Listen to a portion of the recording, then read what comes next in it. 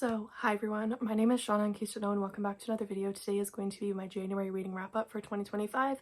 I'm going to be trying to film this quickly for a multitude of different reasons. First of all, I am still getting over being sick, and if I talk too long, my voice gets all scratchy and doesn't sound very appealing to listen to anymore. Second of all, I need to pack for a convention that I'm going to this upcoming weekend. Third reason why this video is going to be trying to be done really quickly is because a lot of books in this vlog are books that you have either seen in a reading vlog or you will see in an upcoming reading vlog. So I read 9 books in the month of January. I don't have my average star reading calculated off the top of my head, but I will try and calculate that very soon. So unfortunately with January, I had no 5-star reads. I think I had 1 4-star read, and that's it. So pretty disappointing month for me enjoyment wise, but pretty good month for me number wise, because I feel like 9 is a pretty good number of books to hit for 1 month. So the first book that I'm going to talk about, I'm going to try and cover briefly because it is in my hyped reading vlogs video, which will be linked down in the description below. So this was the second book I read for that vlog, and this is The Inheritance Games by Jennifer Lynn Barnes.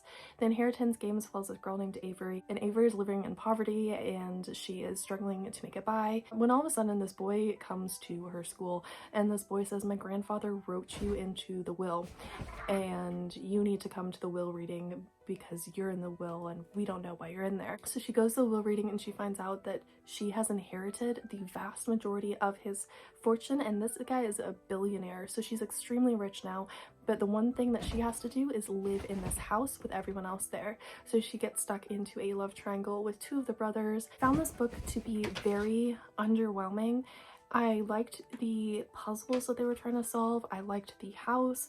I didn't like really any of the characters, and I just found like it was very lacking. So I ended up giving it 3 stars, meaning I thought it was just okay. Then I read a short little novella that I had on BookFunnel, which is Martin Law Detective. This is by Sarah Jones, and so Martin Law Detective is a steamy romance, and it is between Martin, and he is a detective who has just moved into a new house, and he is immediately captivated with his neighbor, and his neighbor is involved with the drug cartel in town.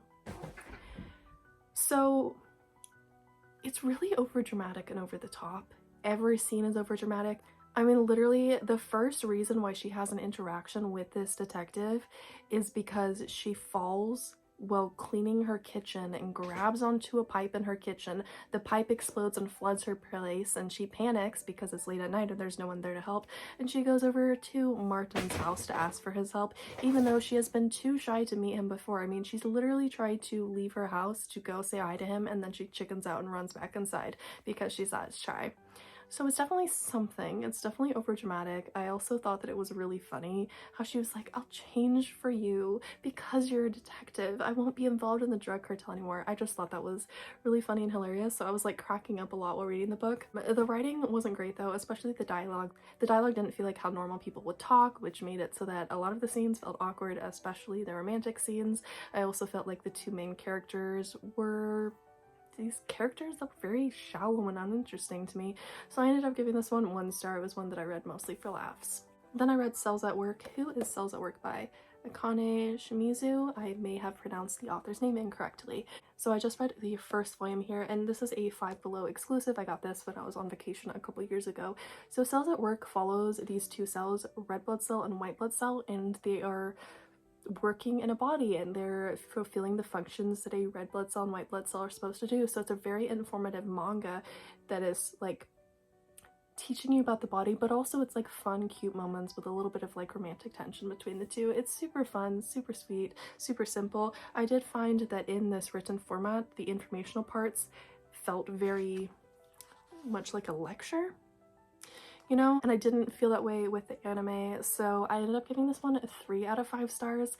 It's still really good. I'd still recommend it. It just isn't my favorite. Then I read an arc which is out now, and this is The Snowbirds, and this is by Christina Clancy. I won this one on a Goodreads giveaway. So Snowbirds follows this couple, and this couple's been together for 30 years, and they decide to change things up by taking a vacation to California, and they normally live in Madison, Wisconsin. There is some troubles in their relationship, and so it goes back in history about what their relationship looks like, but then it goes to the forward. In the forward timeline, the guy Grant has gone missing. He got really involved in hiking when they went to California, but one day, and it's New Year's Day I believe, he just doesn't return home and a search party is launched.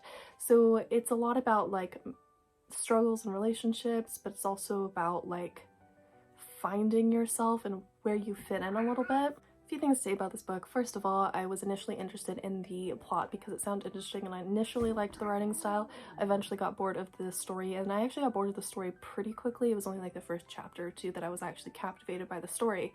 The reason why I sort of got like bored of it and didn't care for it anymore is because I realized that the main couple, Kim and Grant, are two characters that shouldn't be in a relationship together. They have a very unhealthy relationship, and their relationship only stems from an accidental pregnancy, which I really do not like, and it's a very toxic relationship, and you realize that more and more as you get farther through the book. There's also not too strong of a plot, and so it did drag at several points. I was really bored reading this one. It's also worth noting that there is a line in here about asexuality that irked me the wrong way. I am asexual. I'm very passionate about asexuality because that is my sexuality, and because asexuality is a sexuality that is somewhat invisible and forgotten about a lot. So the issue with the asexuality comment is that basically I can't read off the exact quote because I have an arc, and I'm hoping that that line eventually gets changed in future editions, but the line basically implies that like asexual people don't have sex, and that's a misconception about asexuality. Now, a lot of people don't have sex when they're asexual, but not all, so it's just contributing to further misunderstandings and misconceptions about asexuality. So because of those reasons, I ended up giving it 2 out of 5 stars. Wasn't the worst book I ever read, but also was not great.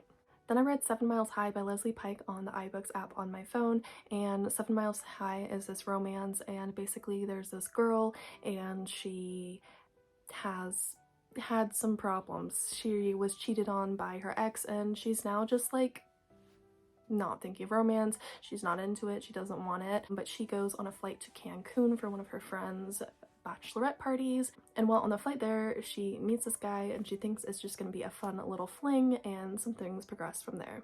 So this book immediately wasn't the greatest, but I didn't think it would be a 1-star read. Like for most of the book I thought it would be like a 2-star, maybe even a 3-star read, but then some things happened and it just went like really downhill. Okay, so first of all, like I mentioned with Martin Law Detective, the dialogue was very dry in this one, and it doesn't feel like how normal people would talk. The story also jumped forward in time nonstop, so it felt less like a cohesive romance following the progression of a relationship and more just like snippets of the romance over the months, years, I forget how long of a span this book focuses on. Now, the 2 things that immediately dropped the ranking to a 1-star is that this book is extremely transphobic, and it's out of the blue and unnecessary to be transphobic. It felt like the type of things where the author was trying to include a trans character for diversity points, but didn't unpack their own prejudices and own misunderstandings about trans people before including a trans character in the book. The other thing is that I really didn't like the main male character. The main male character had some really gross comments about women in his head, so it's not really surprising that he's transphobic. And also in the final like fight and then makeup that happens in most books, the 3rd act breakup, he said some things that are very unforgivable and are very manipulative that I've had done to me personally. It's the idea of using someone's trauma and mental health struggles against them, which I really didn't like. So I ended up giving this one 1 star. Said I would do this quickly. I'm not doing it quickly. I gotta speed up. So then I read this one for my hyped vlog, and this is Mexican Gothic by Sylvia Moreno Garcia. So in this book there is this girl named Noemi, and Noemi gets sent to this distant, far off house where her cousin is staying with her husband.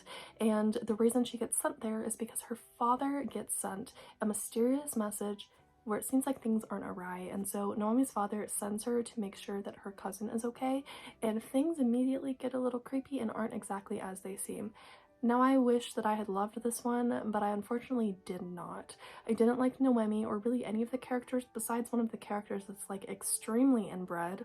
Yeah, there's a lot of incest in here, also a lot of sexual assault.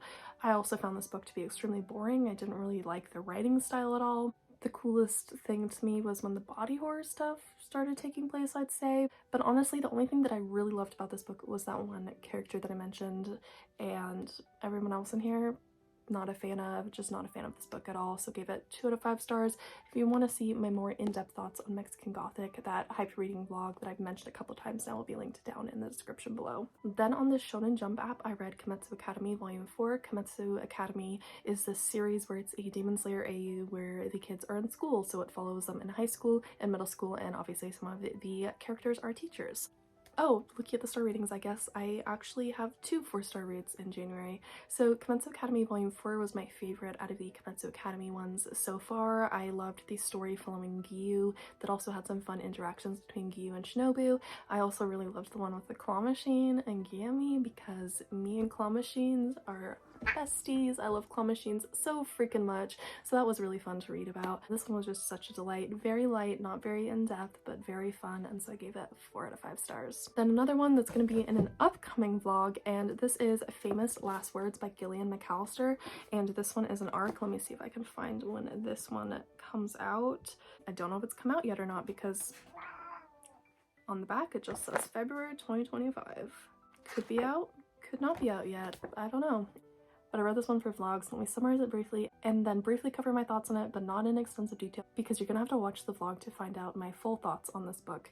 So Famous Last Words is about this woman, and this woman is at work, and it's weird because she woke up and her husband wasn't at their home and they have a newborn baby, and so she takes their baby into its first day of daycare, and she gets to her work and she finds out that there's a hostage situation going on. And she soon learns by the presence of police coming to her work that the hostage situation involves her husband.